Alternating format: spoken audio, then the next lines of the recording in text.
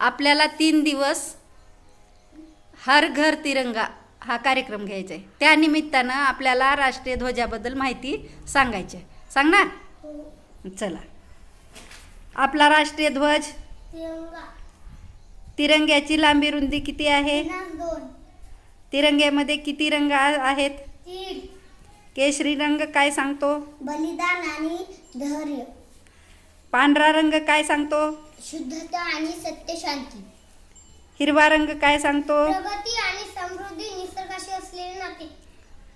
तिरंग्यामध्ये अशोक चक्र आहे, याचा अर्थ काय? गतिशीलता आणि प्रगती. तिरंगा प्रथम कधी फडकवला? 7 ऑगस्ट 1906 कोलकाता येथे. तिरंग्याला राष्ट्रीय ध्वज म्हणून कधी मान्यता मिळाली? 22 जुलै 1947.